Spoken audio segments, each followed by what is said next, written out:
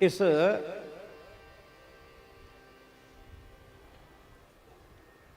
203वें पद में बड़ा अद्भुत वर्णन है।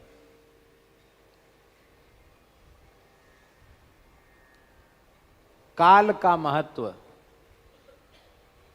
समय का महत्व। हम समय का महत्व नहीं समझते, समय की कीमत नहीं समझते। समय का मूल्य हमारी समझ में आ जाए तो हमारा मनुष्य जन्म सफल हो जाए, सार्थक हो जाए। समय की कीमत हम नहीं समझते। ये पद किसी की समझ में आ जाए भगवत कृपा से, गुरु कृपा से, तो उसे समय की कीमत का ज्ञान हो जाएगा। फिर उसके कल्याण में किंचित भी संदेह नहीं है, ऐसा पक्का समझ लो।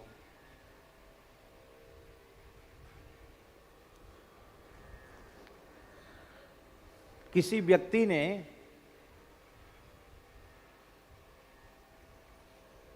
बीस वर्ष की उम्र में धन कमाना आरंभ कर दिया। कितने वर्ष की उम्र में? और लगातार 60 वर्ष अथक परिश्रम करके धन कमाया।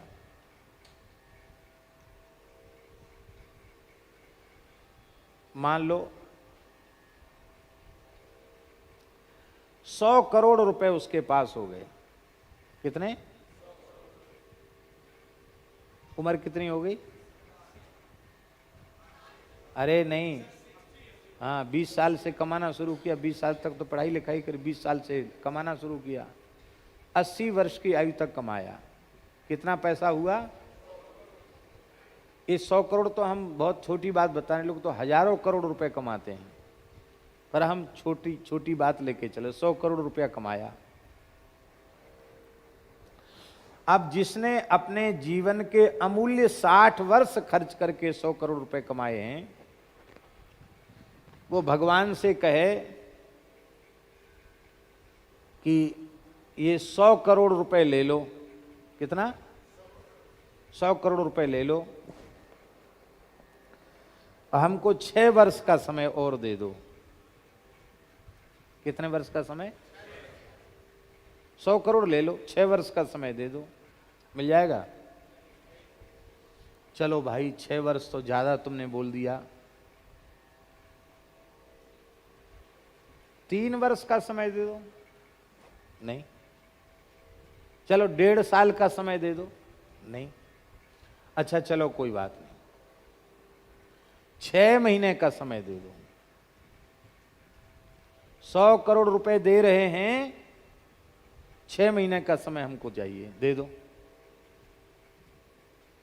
नहीं, संभव नहीं।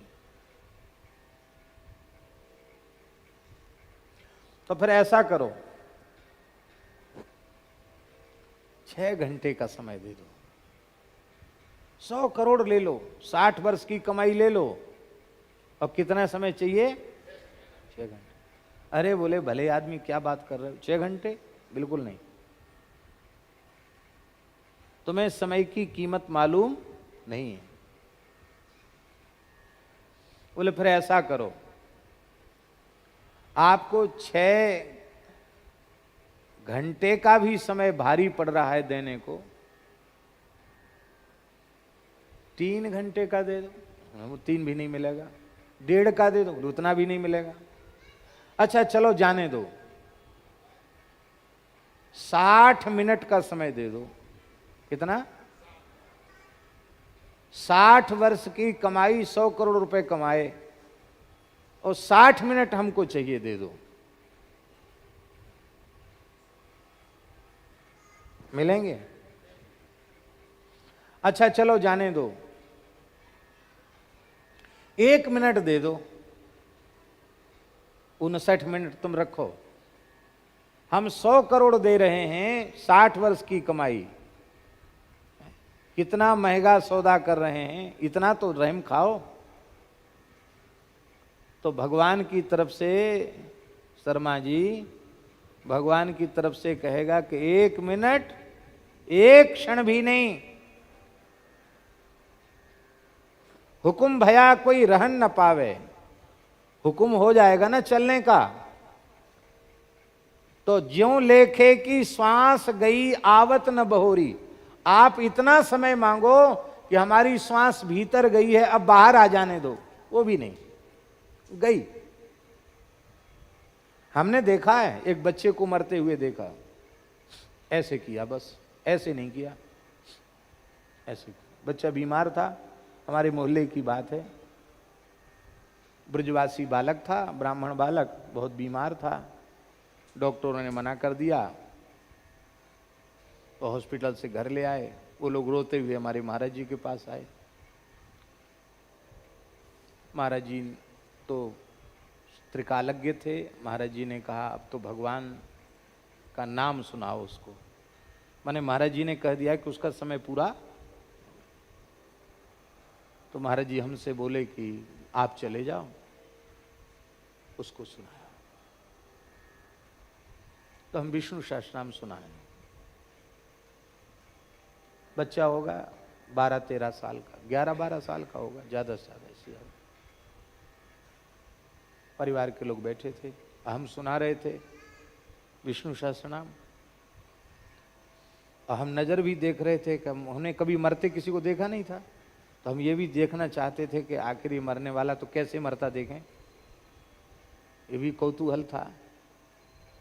तो मैं अपनी आंखों से देखी बचपन की घटना सुना रहा हूं।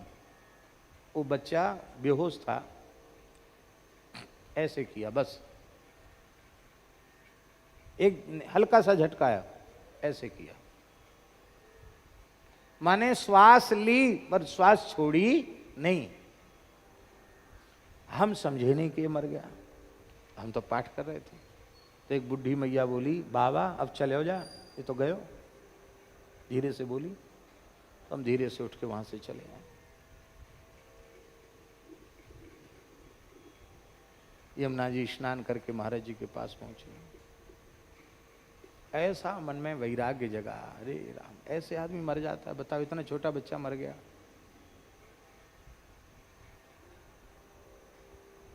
अरे 100 करोड़ कुछ नहीं है, तीनों लोगों की संपत्ति तुम्हें मिल जाए और उसके बदले तुम एक क्षण चाहोगे अधिक अपनी आयु से नहीं मिलेगा। ऐसे अमूल्य श्वासों को, दुर्लभ क्षण को हम लोग निंदा में, स्तुति में, लोक व्यवहार में, झूठ सच बोलने में, खाने सोने पीने में, हंसी ठट्ठा करने में, ताश शतरंज खेलने में और जाने क्या क्या खाने पीने में और मौज मस्ती बाहर करने में उस समय को आग लगा देते हैं।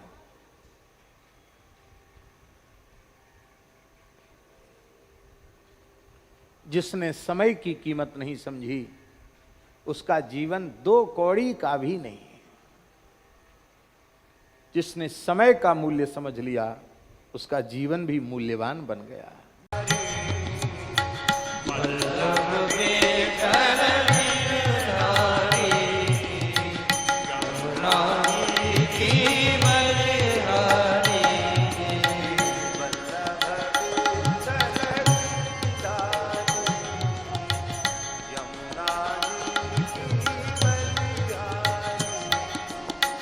Well,